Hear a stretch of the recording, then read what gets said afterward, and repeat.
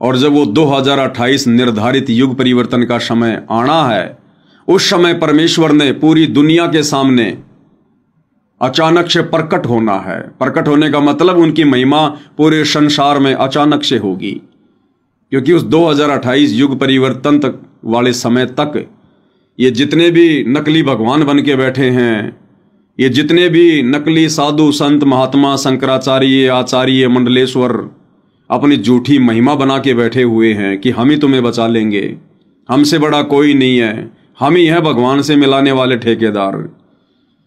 और ये हिंदुओं के 33 करोड़ देवी देवता ब्रह्मा विष्णु महेश, सिख भाइयों का वायुगुरु, ईसाइयों का मसीह, मुसलमानों का अल्लाह मौला, पीर पैगंबर, ये कुतुब औलिया, ये सब धराशायी हो जाएंगे, सब के सब फैल हो जाएंगे। और धीरे धीरे होने लग रहे हैं भाई और बहनों, धीरे धीरे होने लग रहे हैं। अरे भाई, जो पंजाब की भूमि है और पंजाब के जो लोग हैं वो कितने धार्मिक लोग हैं, वाणी के कितने मर्मज्ञ लोग हैं। देश दुनिया में जब भी कोई आपत्ति आती है, बाढ़ भूकंप, तो पंजाबी लोग सबसे पहले भंडारा लगाते हैं, लोगों की मदद करते हैं, लोगों की सहायता करते हैं और किसी से 1 रुपया नहीं लेते। पंजाबी लोग कोई चंदा इकट्ठा नहीं करते, भीख नहीं मांगते, अपनी खुद की तनख्वाह से, खुद की सैलरी से। ये दुनिया भर के बाबा लोग जो लोगों को राशन वासन बांटते फिरते हैं, एक आधा किसी का मकान बना देते हैं, अरे ये बाबा लोग तो अपने भक्तों से पैसा लेते हैं, चंदा लेते हैं, दान लेते हैं, उसके बाद में लोगों को आलू टमाटर प्याज बांटते फिरते हैं। और जो पंजाबी लोग हैं, जो ये सरदार कौम है, सिख हैं, ये किसी से चंदा नहीं उगाते, किसी से भीख नहीं लेते, दान नहीं लेते। ये लोग अपना सर्वस्व न्योछावर कर देते हैं, अपनी खुद की मेहनत से, अपने कमाए पैसों से लोगों की मदद करते हैं ये लोग। और सबसे आगे रहते हैं भंडारा लगाने में, लंगर लगाने में, लोगों की मदद करने में। देश विदेश जहां भी आपत्ति तुरंत पहुंच जाते हैं। तो पंजाबी लोग कितने धार्मिक, कितने दयालु, कितने मददगार और वाणी के मर्मज्ञ। हर जगह आपको गुरुद्वारे मिलेंगे, गुरुद्वारों में जाते हैं, ध्यान से वाणियां सुनते हैं, पाठ सुनते हैं, सेवा करते हैं, बड़ा सेवा भाव। और ऐसे लोगों पर वर्तमान में पंजाब के एक क्षेत्र में जो वर्तमान में बाढ़ आई हुई है, और किस कदर बाढ़ ने कोहराम मचा रखा है, उन भाइयों की दुर्गति हो चुकी है। उनका घर परिवार, उनके साधन, उनका पशु सब बर्बाद हो चुके हैं और रोड पर आ चुके हैं। उनकी जमीनें, उनकी फसल सब बर्बाद हो चुकी है। मैदान बन गए वो खेत, पता ही नहीं चल रहा सुखविंदर का खेत कौन सा है और कुलविंदर का कौन सा है। वो जोड़ा जाड़ा धन, पैसा, अनाज सब बह गया पानी में। रातों रात रोडों पे आ गए, रोडों पर। तो ये विचार करने की बात है भाई और बहनों। ऐसी कौम जो दुनिया की मदद के लिए खड़ी रहती है, हमेशा लोगों की मदद के लिए, इतने धार्मिक लोग, जब उन लोगों के ऊपर इतना भयंकर कहर आया हुआ है, काल ने उनको नहीं बख्शा, तो ये विचार करने की बात है फिर, और बाकी लोगों को कैसे बख्शेगा। अब उन सिख भाइयों को, उन सरदार भाइयों को विचार करना चाहिए थोड़ा ठंडे दिमाग से, कि आप लोग तो गुरुद्वारे में भी जाते थे, बैठकर शांति से वाणियां सुना करते थे, गुरु ग्रंथ साहिब का पाठ किया करते थे, लंगर लगाया करते थे, भंडारे किया करते थे। आप लोगों की क्यों नहीं सुनी गई? आप लोगों की क्यों मदद नहीं हुई? परमात्मा तो बाढ़ रोक दे, भूकंप रोक दे। अरे वाहिगुरु तो सब कुछ कर सकता है। आप जिसकी इतनी महिमा कर रहे हो, इतना गुणगान कर रहे हो, किस दिन के लिए? ऐसी आने वाली आपत्तियों से बचाव के लिए तो आदमी मंदिर में, मस्जिद में, चर्च में, गुरुद्वारे में जाता है। और किस लिए भगवान को याद किया जाता है? किस लिए भगवान को पूजा जाता है? आने वाली आपत्तियों से बचाव के लिए। तो भाइयों और बहनों, जब उन सिख भाइयों का वाहे गुरु भी, उनका भगवान भी, जिसको भी वो मानते हैं, उनके 10 गुरु साहिबान में से एक भी नहीं आया बचाने के लिए, जबकि ये लोग कितने धार्मिक हैं, तो बाकी ये जो मुसलमान भाई हैं जिनके सातों दिन घरों में बकरे और मुर्गे की सब्जियां बनती हैं, जिनके कुकर्मों की गिनती नहीं है, सोचिए आने वाले समय में उन मुसलमान भाइयों का क्या होगा। अरे उन हिंदुओं का क्या होगा जो मुसलमानों के भी ऊपर हैं, मांस खाने में, शराब पीने में, पैसा ब्याज पर देने में, क्योंकि ब्याज पर जो व्यक्ति पैसा देते हैं उनका सर्वनाश होता है उनका। मुसलमान धर्म में तो ब्याज लेना हराम है, हराम। शराब पीना और ब्याज हराम है, क्योंकि ब्याज पर पैसा वो व्यक्ति लेता है जो बहुत बेचारा दुखी होगा, कोई हर प्रकार से जो परेशान होगा, वो आत्मा ब्याज पर पैसा लेती है।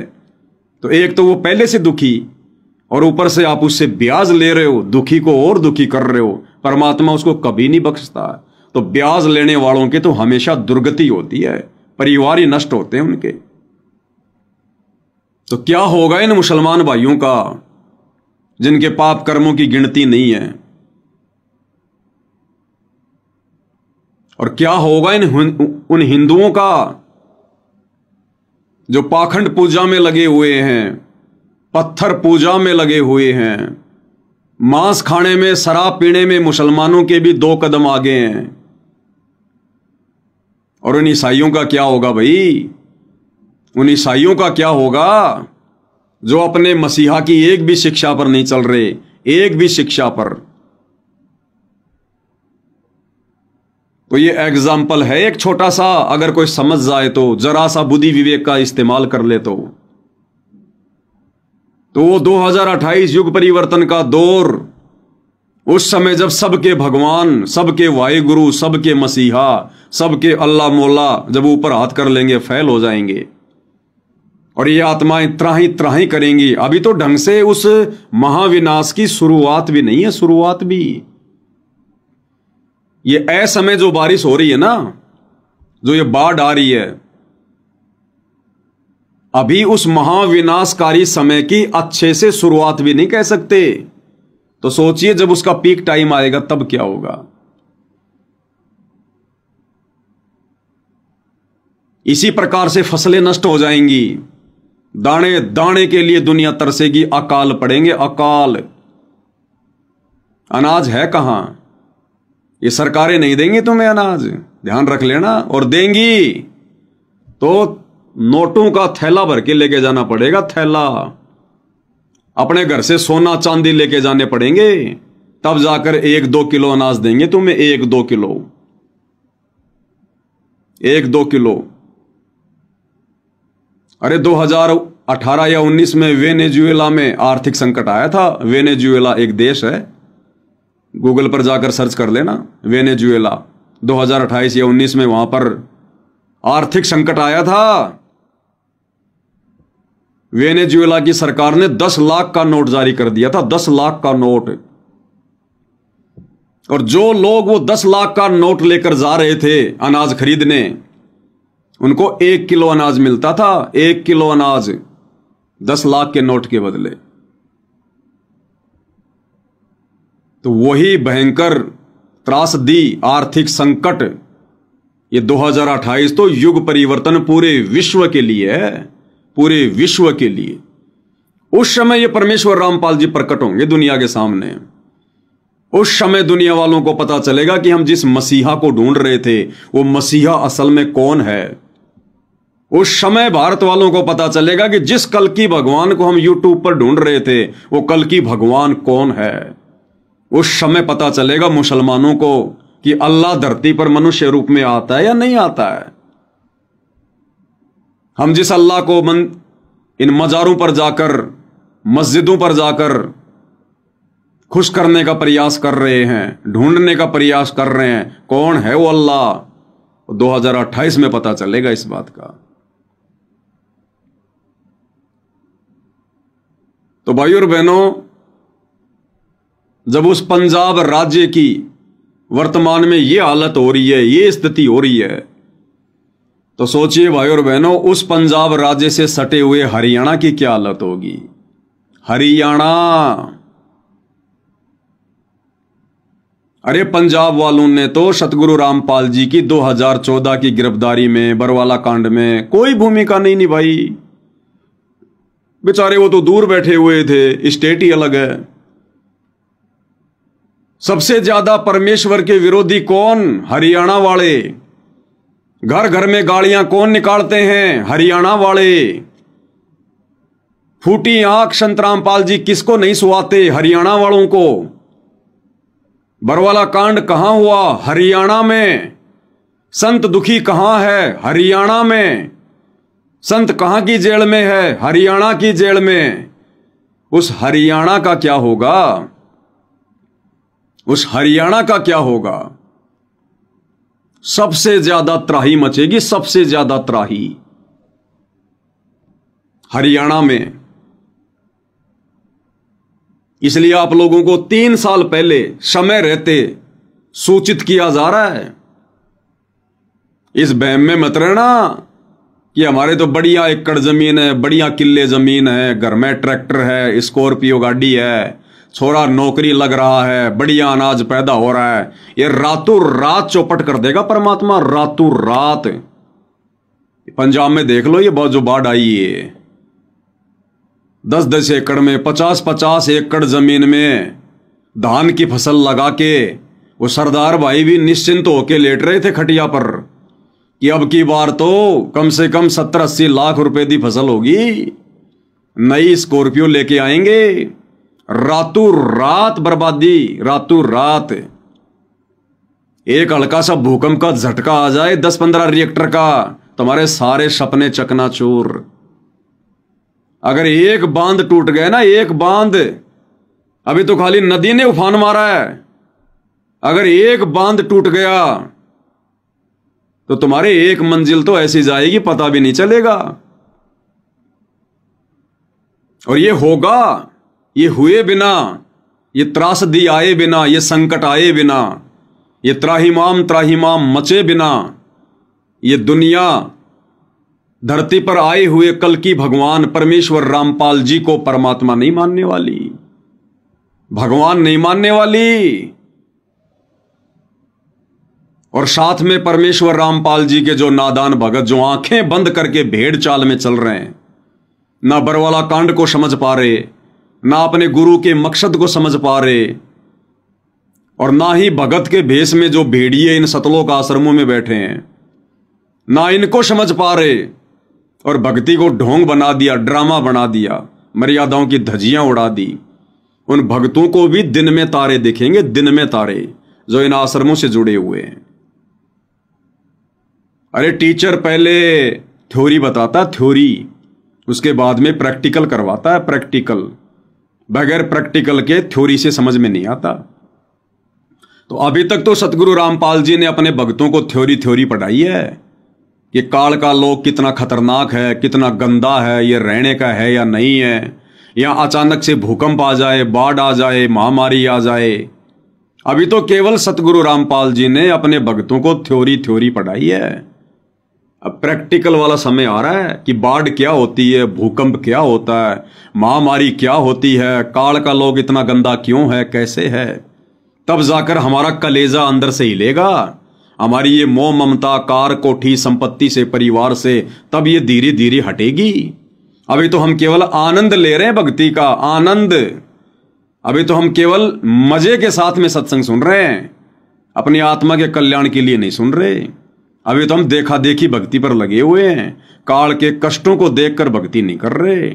तो अभी तक तो संत रामपाल जी ने केवल इस गंदे लोक के विषय में थ्योरी बताई है। अब 2028 युग परिवर्तन का समय, 26, 27, 28, अब वो प्रैक्टिकल का समय है, प्रैक्टिकल का।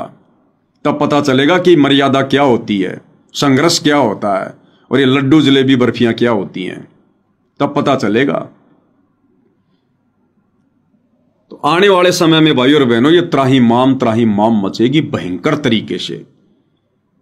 और अगर कोई बचना चाहता है, अपने बचाव का रास्ता अपनाना चाहता है, स्वयं और अपने परिवार की रक्षा चाहता है, तो भाई समय रहते तुम सबकी जेब में मोबाइल है, समय रहते परमेश्वर रामपाल जी के सत्संग सुनना शुरू कर दो।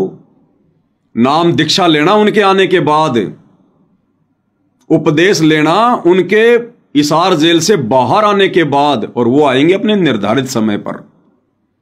तब तक उनके सत्संग सुनते रहो। और ये मांस खाना, शराब पीना, गंदी नजर रखना, व्यभिचार करना, बेवजह किसी को दुखी करना, शताना, निंदा चोरी चुगली करना, इन सब बुराइयों से पीछे हट जाओ, अन्यथा सतयुग का मुंह भी नहीं देख पाओगे। मुंह भी 2028 के बाद सतयुग में वही आत्माएं प्रवेश करेंगी जो परमेश्वर रामपाल जी से उपदेश ले लेंगी, ध्यान रख लेना। बाकी ऐसे जाएंगे जैसे गधे के सिर से सींग, चाहे राजा हो, चाहे महाराजा हो, चाहे भारत का हो, चाहे पाकिस्तान का हो। तो अपना यह अभिमान त्याग कर, अपना अहंकार त्याग कर। इस मिट्टी के पुतले का कोई अहंकार नहीं है, कोई वजूद नहीं है इंसान का। चाहे प्रधानमंत्री बन के बैठा हो यहां पर, एक सेकंड में लकवा मार जाए वो प्रधानमंत्री भी मुंह फाड़ के खटिया पे पड़ा रहेगा, मक्खी आएंगी जाएंगी। अटल बिहारी वाजपेयी की क्या हुई थी दुर्गति। और जितने भी जो हैं ये आज से पहले जितने भी राष्ट्रपति हुए हैं, जितने भी प्रधानमंत्री हुए हैं, गूगल पे जाके सर्च कर लेना इनकी कैसे दुर्गति से मौत हुई है। बिना भक्ति के यहां किसी का ठिकाना नहीं है। फिर आप और हमारे जैसे आम जीवों की क्या औकात है यहां पर, अगर भक्ति नहीं करी तो। क्योंकि ये भक्ति युग है, ये भक्ति का समय आ चुका है धरती पर। और भक्ति केवल एक भगवान की होती है, 50 की नहीं होती है। और उस एक भगवान को आज तक कोई नहीं बता पा रहा। ये जितने भी बाबा लोग बैठे हैं, साधु संत महात्मा बन के बैठे हैं, पाखंडी, एक ने भी नहीं बताया कि असल में परमात्मा कौन है, भगवान कौन है, परमेश्वर कौन है, जिसकी भक्ति करनी चाहिए, जिसकी पूजा करनी चाहिए। उसके अलावा कोई भी पूजा के योग्य, भक्ति के योग्य नहीं है। आज तक कोई नहीं बता पाया। सबके सब खुद ही भगवान बनकर बैठे हैं। तो दुर्गति होगी, दुर्गति भयंकर तरीके से। उस समय फिर लोगों की आंखें खुलेंगी, देश और दुनिया की आंखें खुलेंगी कि हां, परमात्मा तो ये बैठे हैं, भगवान तो ये बैठे हुए हैं, और हम तो अपने जैसे दो कोड़ी के जीवों को, हमारे जैसे इंसानों को भगवान मानकर इनकी शरण लेकर बैठे हुए थे कि ये हमें बचाएंगे। तो भाई और बहनों, अब ये तो अपने अपने संस्कार के ऊपर, अपने अपने भाग्य के ऊपर है। यहां कहने से कोई नहीं मानता। यहां आदमी दो ही तरीके से मानता है, या तो जब उसकी पूरी घिस निकल जाती है, जब उसका मसाला निकल जाता है ना पूरा, उसका अहंकार टूट जाता है, उसकी औकात उसके सामने आ जाती है, जब वो बर्बादी के बिल्कुल एंड पर होता है, या तो उस समय मानता आदमी। या वही जिसके कोई संस्कार अच्छे होंगे, अच्छी आत्मा होंगी, तो वो सत्संग सुनना शुरू कर देती है। अन्यथा यहां लोग दुर्गति करवा करवा के फिर नाक रगड़ेंगे। फिर क्या नाक रगड़ना, अरे फिर क्या सतगुरु रामपाल जी परमेश्वर की शरण में आना, फिर क्या उस कल की भगवान को ढूंढना। अब समय रहते तुम्हें संदेशा दिया जा रहा है, आजमा के देख लो। एक बार सत्संग सुनो, 2-4 महीने उनकी शरण में आके देखो। आपत्ति आनी होगी, आके चली जाएगी, लेकिन तुम्हारा बाड़ बाका नहीं होगा। यदि तुमने परमेश्वर रामपाल जी की शरण ले रखी है तो, ओट ले रखी है तो।